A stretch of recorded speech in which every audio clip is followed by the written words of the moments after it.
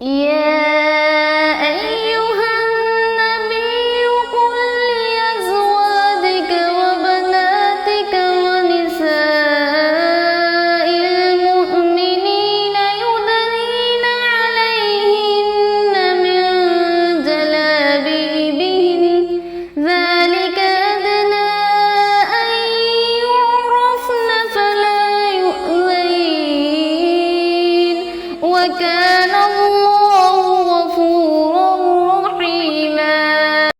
السلام علیکم ورحمۃ اللہ وبرکاتہ۔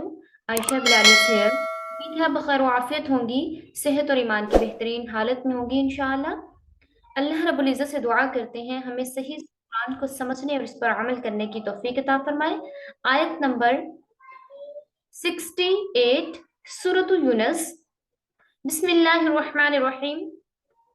قالوا اتخذ اللہ ولدا سبحانہ، وہ کہتے ہیں کہ اللہ تعالیٰ اولاد رکھتا ہے، سبحانہ وہ پاک ہے، هو الغنی وہ غنی ہے، لہو ما فی السماوات وما فی الارض ان عندکم من سلطان بہذا، وہ کسی کا محتاج نہیں، جو کچھ آسمان میں ہے جو کچھ زمین میں ہے وہ سب اسی کا ہے، تمہارے پاس اس کی کوئی دلیل موجود نہیں۔ اتقولون علی اللہ ما لا تعلمون، کیا اللہ کسی میں ایسی بات لگاتے ہو جس کا تم خود علم نہیں رکھتے؟ قل ان الذین یفترون علی اللہ الکذب لا یفلحون، آپ کہہ دیجئے کہ جو لوگ اللہ پر جھوٹ باندھتے ہیں وہ کبھی کامیاب نہیں ہوں گے۔ متاعن فی الدنیا، نہ تو دنیا میں، متاعن یہ دنیا کی زندگی جو ہے وہ تھوڑا سا ٹائم کے لیے نا، متاعن فی الدنیا ثم الینا مرجعهم ثم نذیقهم العذاب الشدید بما كانوا یکفرون، یہ دنیا میں تھوڑا سا عیش ہے، پھر ہمارے پاس ہی ان کو آنا ہے، پھر ہم ان کو ان کے کفر کے بدلے سخت عذاب کا مزہ چکھائیں گے۔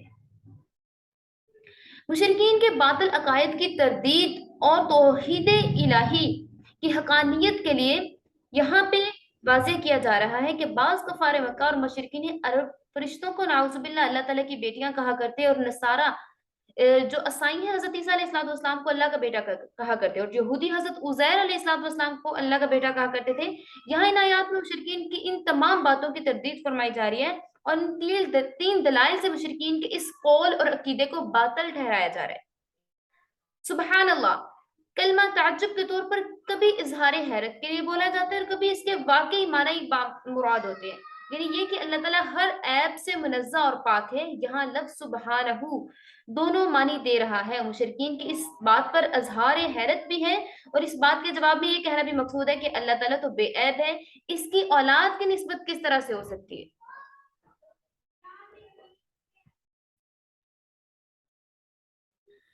اور یہ کہنا بھی بجا ہے کہ اللہ تعالیٰ تو بے عیب ہے، اس کی طرف اولاد کی نسبت کس طرح سے ہو سکتی ہے؟ اگر اس عقیدہ کو مانا جائے تو اللہ کی ذات عالی اور ذات واحد پر بہت سے عیوب، بہت سی کمزوریوں، بہت سے نقائص اور بہت سی تہمتیں لگتی ہیں معاذ اللہ، جبکہ اللہ تعالیٰ تمام عیوب، تمام نقائص، تمام کمزوریوں سے پاک ہے۔ مثلا اولاد تو باپ کے ہم جنس ہوتی ہے، اللہ تعالیٰ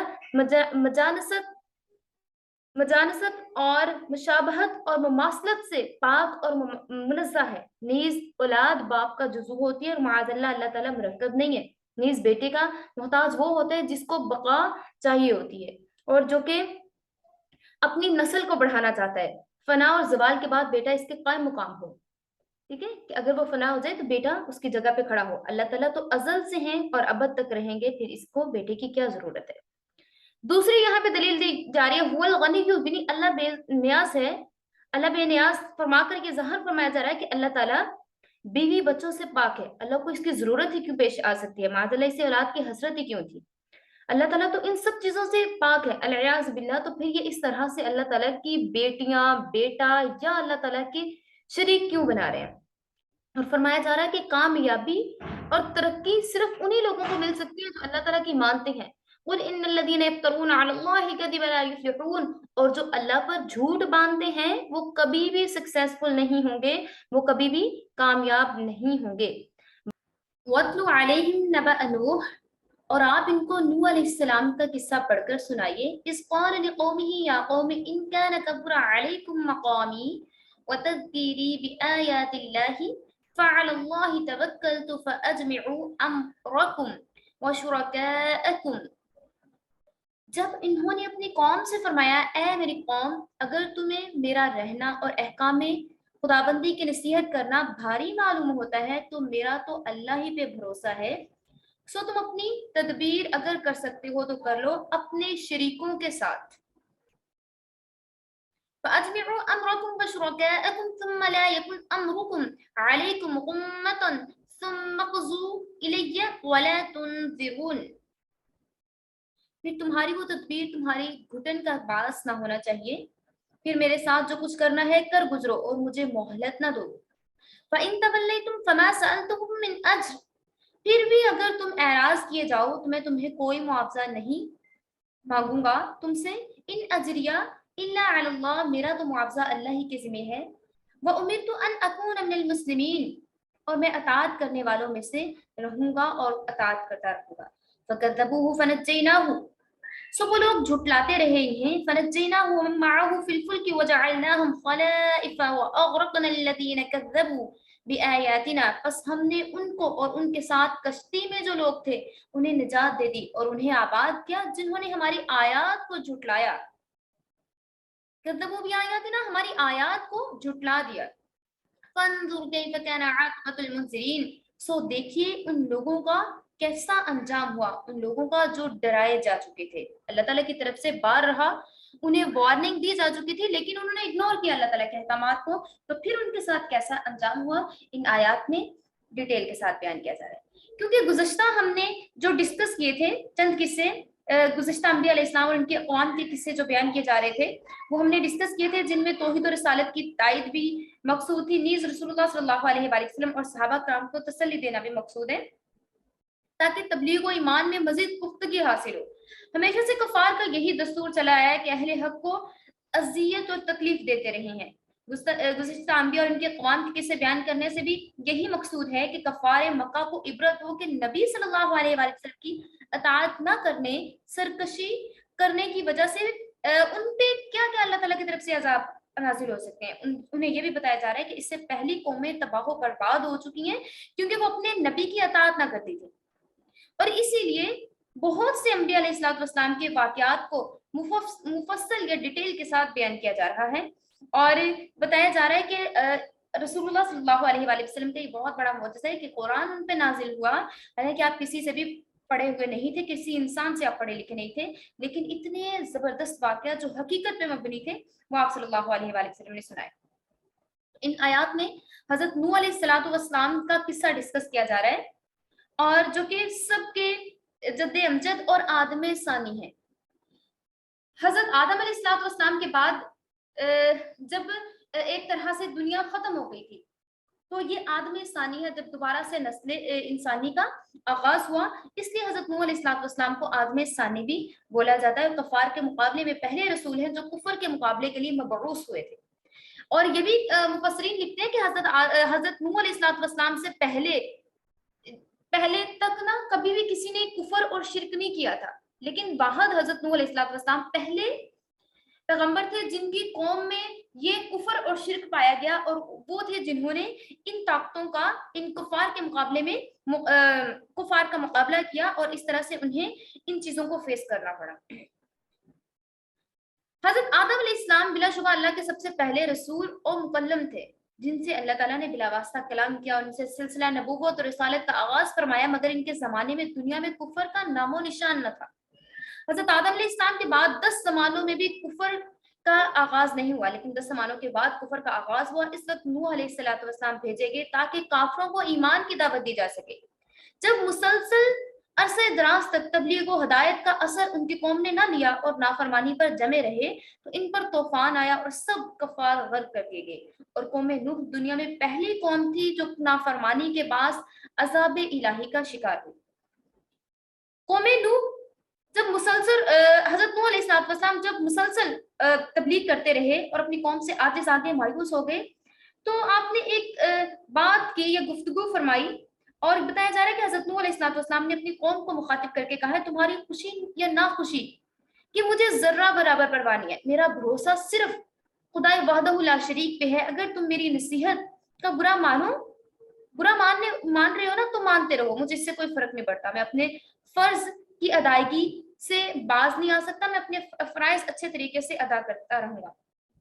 तुम लोग अगर बुरा मानकर मुझसे दुश्मनी करना चाहते हो, मुझे नुकसान पहुंचाना चाहते हो, मैं ये चीज मेरे इरादों पर कतन कोई असर डालने वाली नहीं है। और जो कुछ तुम्हारे इम्कान में है शौक से आप कर लो, मेरे खिलाफ मशवरा करके कोई भी तजवीज आप पुख्ता कर लो। अपने साथी फर्जी माबूदों को जिनको आपने अल्लाह का शरीक बना रखा है, उनको भी जमा करके अपनी राय पर कायम हो जाओ। फिर भी मुतफिका ताकत से इसे जारी रखो, एक मिनट की मोहलत भी मुझे ना दो। फिर भी देख लो कि पैगंबराना इस्तकामत और तवक्कल किस तरह मुझ पे गालिब और मंसूर रहता है। आप सारे एक साइड पे हो जाएं, लेकिन मैं अकेला भी अल्लाह ताला की अताअत के लिए काफी हूँ, और मैं अल्लाह की अताअत से बाज नहीं आऊंगा, और मैं तबलीग का ये काम जारी रखूंगा। इसलिए उन्होंने कहा कि ना तो मुझे माली नुकसान की फिक्र है, ना मुझे अपने घर वालों की फिक्र है।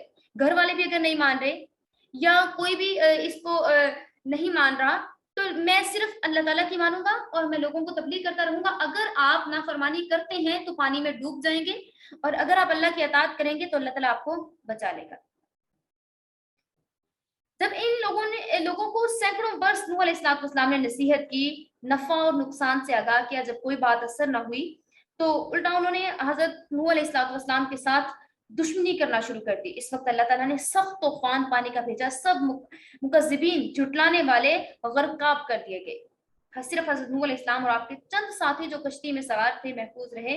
इन्हीं से आगे नस्ल इंसानी चली और डूबने वालों की जगह यही आबाद हो गई।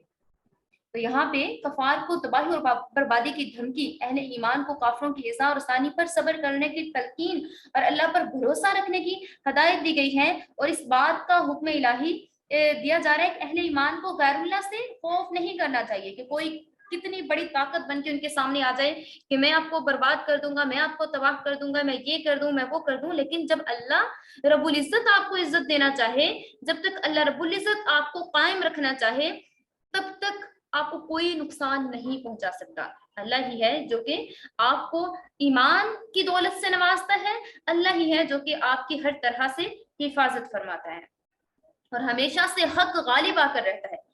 अहले हक गालिब आते हैं, बातिल परस्त हमेशा बर्बाद हो जाते हैं। जो झूठ बोलने वाले होते हैं, चुटलाने वाले होते हैं, मुकज्जिबीन होते हैं, वो हमेशा से वो बातिल होते हैं, इसलिए वो बर्बाद होते हैं। और जो अहले हक हैं, जो अल्लाह की मानकर चलते हैं, अल्लाह ताला उन्हें हमेशा से इज्जत अता फरमाने वाला है। सुम्मा बअसना, फिर हमने मबऊस फरमाए, मिन बादिही, इसके बाद सुम्मा बअसना मिन बादिही, और इसके बाद हमने भेजा रुसुलन इला कौमिहिम फजाऊहुम बिलबय्यिनाति फमा कानू लियुमिनू बिमा कज़्ज़बू बिही मिन क़ब्ल कज़ालिक नतबअु अला क़ुलूबिल मुअतदीन। फिर नूह अलैहिस्सलाम के बाद हमने और रसूलों को उनकी कौमों की तरफ भेजा, सो वो उनके पास मोजज़ात लेकर आए। फिर जिस चीज को उन्होंने अव्वल में झूठा कह दिया, ये ना हुआ, फिर उसको मान लेते। अल्लाह ताला इसी तरह काफिरों के दिलों पर मोहर लगा देते हैं। ثم بعثنا من بعده موسى وهارون إلى فرعون وملئه بآياتنا فاستكبروا وكانوا قوما مجرمين। फिर इन पैगंबरों के बाद हमने मूसा अलैहिस्सलाम और हारून अलैहिस्सलाम को फिरौन और इसके सरदारों के पास अपने मोजज़ात देकर भेजा, सो उन्होंने तकब्बुर किया और वो लोग जराइम के खूब थे, किया करते थे। फलम्मा जाअहुमुल हक़्क़ु मिन इंदिना क़ालू इन्न हाज़ा लसाहिरुम मुबीन, जब उनको हमारे पास से सही दलील पहुंची तो वो लोग कहने लगे ये तो जादू है, ये तो मूसा अलैहिस्सलाम कर ही नहीं सकते, मूसा अलैहिस्सलाम इतना बड़ा अजदहा कैसे बना सकते हैं, ये तो खुला जादू है। उन्होंने कहा, तकब्बुर किया, उन्होंने कहा नहीं नहीं, हम नहीं मान रहे मूसा अलैहिस्सलाम इस तरह के मौजज़ात दिखाएंगे, ये तो बहुत बड़े जादूगर हैं, हाज़ा लसाहिरुम मुबीन, ये खुला जादू कर रहे हैं।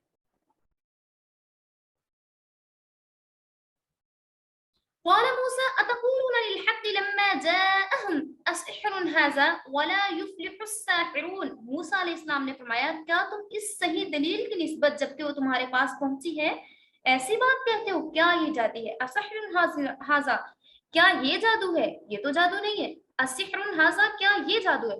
बड़े उन्होंने सवाल करने वाले अंदाज में पूछा, क्या इसको जादू समझ रहे हैं जो कि अल्लाह ताला की तरफ से बरहक है, आप इसको जादू समझ रहे हैं? वला युफ्लिहु साहिरून, हालांकि जादूगर कामयाब नहीं हुआ करते, वला युफ्लिहून, और नहीं कामयाब होते। साहिरून, जादूगर कभी कामयाब नहीं होते।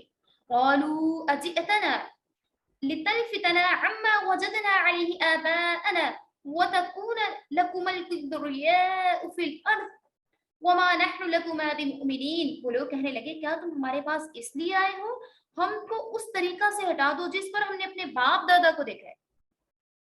کیا آپ ہمیں ان تمام چیزوں سے ہٹانا چاہتے ہو جس پہ ہم نے پایا لکم الکبریاء وجدنا، جس پہ ہم نے پایا علیہ آباءنا، جس پہ ہم نے اپنے باپ دادا کو پایا سختی سے جمے ہوئے، چاہے ان کے باپ دادا کتنے ہی گمراہ کیوں نہ ہوں۔ وَتَكُونُ لَكُمُ الْكِبْرِيَاءُ فِي الْأَرْضِ، اور تم تم دونوں، حضرت موسیٰ اور ہارون کی بات ہو رہی ہے، دونوں بھائی تھے نا، اور تم دونوں کو دنیا میں ریاست مل جائے، نحن لکما بمؤمنین، اور ہم تم دونوں کو کبھی نہیں مانیں گے، ہم آپ کی کبھی اطاعت نہیں کریں گے۔ حضرت نوح علیہ السلام کے بعد جیسا کہ آیات میں بتایا جا رہا ہے متعدد پیغمبر اپنی قوم کی طرف آئے، مثلاً حضرت ہود علیہ السلام قومیات کی طرف رسول بنا کر بھیجے گئے، حضرت صالح علیہ السلام قوم سمود کی طرف رسول بنا کر بھیجے گئے، حضرت ابراہیم علیہ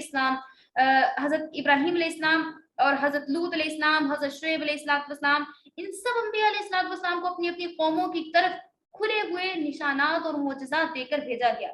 لیکن جس جہالت اور کفر کی حالت میں لوگ اپنے اپنے پیغمبر کی وحشت سے پہلے تھے اور جن چیزوں کو پہلے سے جھٹلاتے چلے آ رہے تھے، یہ نہ ہوا کہ انبیاء کی تشریف لانے اور سمجھانے کے بعد ان کو مان لیتے، جب پہلی مرتبہ منہ سے ان کے نہ نکل گئی تو یہ ممکن ہی نہ ہو سکا کہ وہ ہاں کہہ دیتے اپنے منہ سے۔ اسی بے ایمانی اور تکذیب حق پر آخر تک وہ لوگ اڑے رہے، جمے رہے، ڈٹے رہے، کیونکہ انہوں نے راہ حق سے تجاوز اختیار کیا، تکذیب اور عداوت حق میں حد سے نکل جانے والے تھے، اس لیے اللہ تعالیٰ نے ان کے دلوں پر گمراہی کی مہر لگا دی، پختہ قسم کی مہر لگا دی۔ کذالک نطبع علی قلوب المعتدین، اور ہم اسی طرح ان کافروں کے دلوں پر مہر بند لگا دیتے ہیں، قلوب المعتدین، تاکہ وہ کھلتے نہیں ہیں، وہ حد سے نہیں بڑھتے، ٹھیک ہے۔ پھر اسی لیے اللہ تعالیٰ نے ان کے دلوں پر مہر لگا دی۔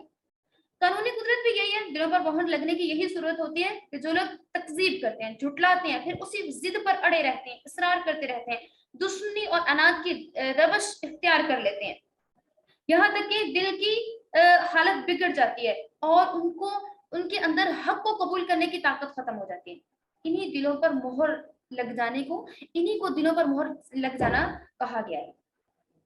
اب اس میں حضرت موسیٰ علیہ السلام اور حضرت ہارون علیہ السلام کا قصہ بھی ڈسکس کیا جا رہا ہے، جو کہ قوم فرعون کے ساتھ پیش آیا تھا، جو بہت سے واقعات اس میں شامل بھی ہیں، اور سب کا خلاصہ یہ ہے کہ حضرت موسیٰ علیہ السلام ان کے پاس نہ تو سامان تھا، نہ کچھ ان کے پاس دولت تھی، اللہ تعالیٰ نے ان کو کامیاب و کامران فرمایا، اور فرعون جو کہ پوری سلطنت کا بادشاہ تھا اور اس کو حکومت ملی ہوئی تھی، لیکن پھر بھی اللہ تعالیٰ نے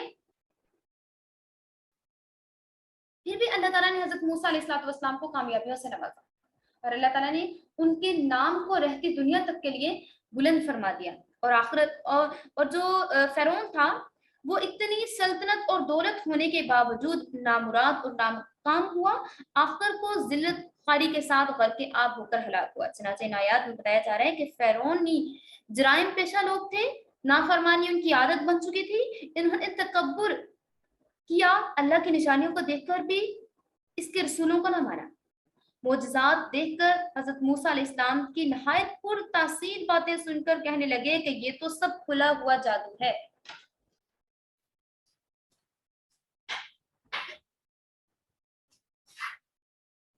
ان کو لگتا تھا کہ حضرت موسیٰ علیہ السلام اگر اتنے معجزات دکھا رہے ہیں اللہ تعالیٰ کی طرف سے، یہ سب کھلا ہوا جادو ہے، کیونکہ ان کے خیال میں تمام ایسی چیزیں جو کہ یہ صرف جادو سے ہی ہو سکتی ہیں، جیسے کہ حضرت موسیٰ علیہ السلام اپنی بغل میں ہاتھ ڈال کے باہر نکالتے تو وہ ایسے چمکنا شروع ہو جاتا کہ سب کی آنکھیں اس سے چندیا جاتی تھیں، آنکھیں کھولنا مشکل ہو جاتا تھا، اتنی تیز روشنی ان کے ہاتھ سے نکل رہی ہوتی تھی، ٹھیک ہے۔ تو ان کو لگتا تھا کہ یہ صرف جادو ہی ہو سکتا ہے۔ پھر موسیٰ علیہ السلام کا قول نقل کیا جاتا ہے کہ آپ نے فرعون سے فرمایا کہ تم حق کو جادو کہتے ہو، کیا جادو ایسا ہوتا ہے؟ کیا جادو کرنے والے نبوت کا دعویٰ کر کے حق و باطل کی کشمکش سے کامیاب نکل سکتے ہیں؟